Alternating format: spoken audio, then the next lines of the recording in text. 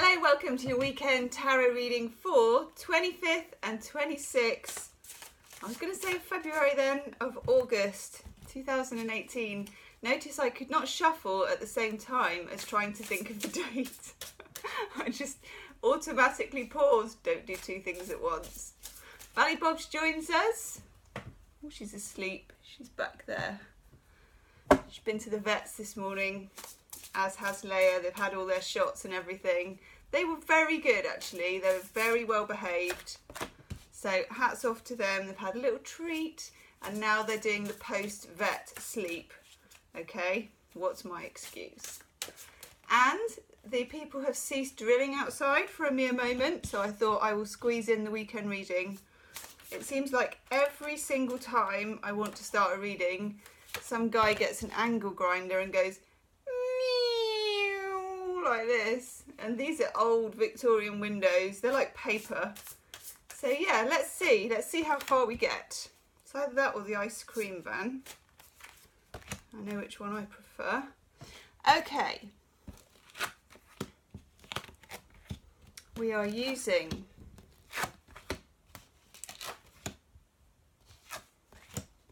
Doreen Virtues Angel Tarot because we have a full moon in Pisces over this weekend.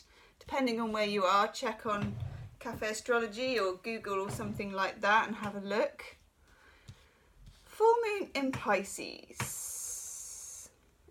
So I wanted to use quite watery cards because obviously I'm a Pisces and it's a full moon in Pisces, but I feel there is I don't know why, and this is just what I would refer to as hunch astrology, okay? This is my hunch astrology. I am not an astrologer, but I have hunches. I feel like this full moon, although it's Piscean, has a little bit of backbite included in the watery loveliness of it all, okay? Sometimes a scorned Pisces, and I'm not thinking of this one at all, sometimes a scorned Pisces is a tricky customer to deal with. Pisces get pushed a long way usually before they snap, but when they do snap, there's usually no coming back from it, okay? I think that's a fair assessment. Leave me a comment if you've got Pisces prominent in your chart. I feel like, and we've been having readings based on this for the last few days, there is a heartfelt quality to this full moon. But I feel it's heartfelt with conviction. Okay. The Nine of Fire, or the Nine of Wands. Nine of Wands, and you can see it from here actually. Don't give up, protect what you've created, have courage, believe in yourself. She looks pretty feisty. I feel that there is a certain feistiness about it, and there will be a certain watery feistiness about us. And then next to it, Archangel Raphael, and look at that, smudged lipstick. Hey, I love this. Smudged lipstick and a top gown as well. Is it a gown? Kind of a shieldy outfit. It's amazing. The Lovers, sometimes referred to as the choice. For me, sometimes I think of it as the sacrifice. There is a real sense in this full moon of closure, and of closure coming from heartfelt standing up for what you believed was right. And when you believed something was right, you believed something was wrong, and you were right about that. This is a very Piscean reading, actually. Sorry about that. We've got two sevens, 7 of fire and 7 of air. In other words, 7 of wands, 7 of swords.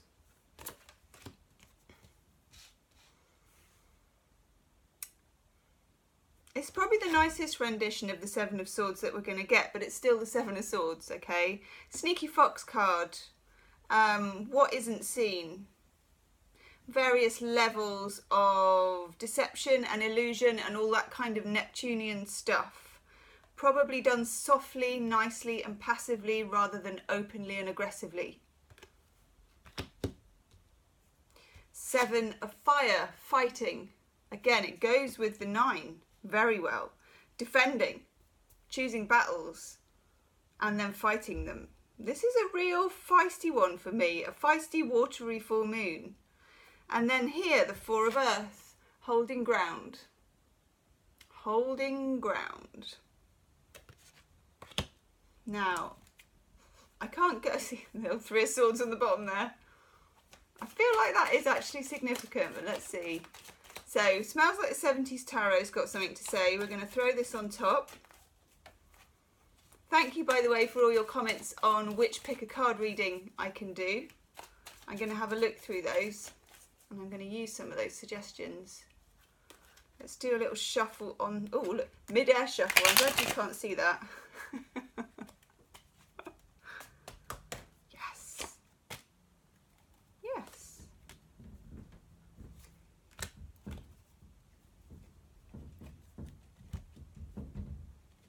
I don't know if you can hear the sash windows rattling.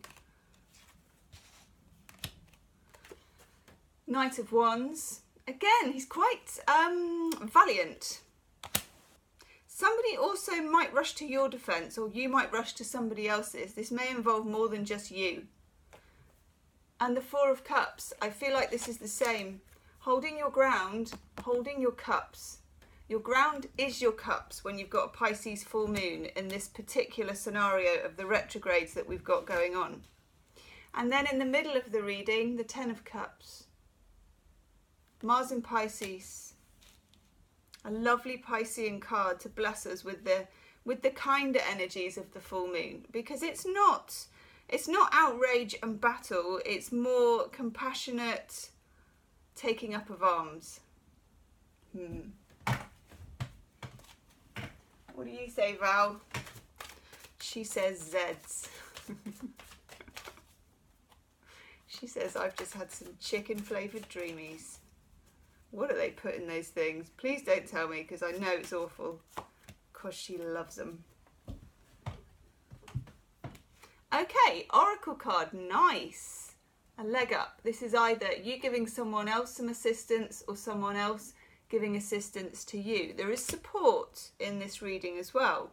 You may well be supporting someone else or a cause or a colleague or something like that. I also want Heart of my bottom fairy oracle card. Been feeling a bit drawn to these recently. Yes. Yay, that's nice. I want one more. Why do I want one more?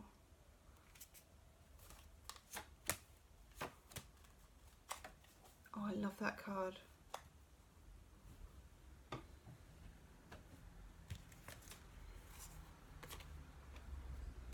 You get Queen of Laughter. I love that card. That's literally your lighter side. That's also learning to kind of laugh at yourself and at the situation, which is necessary, because if you're dealing with a Pisces full moon, whatever you're dealing with is quite deep. And it is quite, whatever that means, heartfelt, I suppose. And then we get Lady of the Forest. I think this is equivalent to this. I think this is what you feel like. She seems very integrated with her environment, with the forest floor, with Source. I feel like this is a completion. I feel like it's a watery sense of power, and it is going to feel not necessarily that everything's going to get revealed and that there's going to be some lovely, you know, clean closure. That isn't a Piscean thing at all, you know.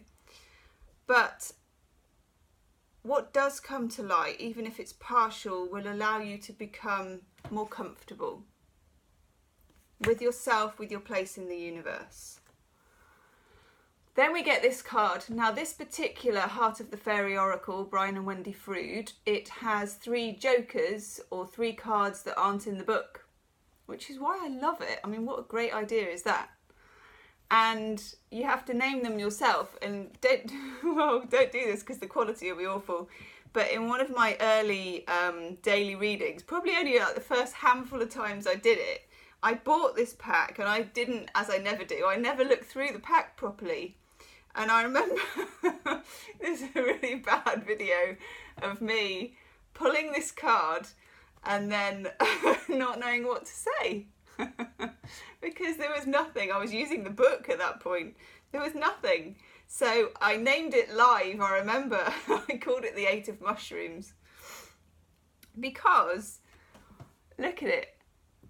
It's a load of mushrooms. And what I didn't know then, but it's quite serendipitous actually. And of course it's become my talisman, the 8 of Mushrooms card, which is why Brian and Wendy Frood do this, because you ought to be, and all tarot packs should do it, you ought to have your own synthesis tarot card. So because it's loads of toadstools, it was mushrooms. And also I came up with the 8 because it was movement, okay? And it's the movement of mushrooms because they thrive on being in the dark. And it is about dark secrets. It is about, whenever this comes up in a private reading, it's about things that are unknown. Coming to light, but not in the traditional sense of the big Agatha Christie reveal at the end of things. It's not, da-da, here's all the facts. It's more of this integrated knowing, okay? So the full moon in Pisces for us this weekend is going to accelerate a sense of integrated knowing about something. Some of us, it's about a relationship, again with this 7 of Swords, about wrongdoing, about secrets, and about all the things I think that are stirred up with the eclipses and the retrogrades. It's not going to close the door, it's not going to draw the line, it's just going to provide you with valuable integration and authenticity and some comfort. Comfort doesn't always come from having all the answers. And also, we never get all the answers.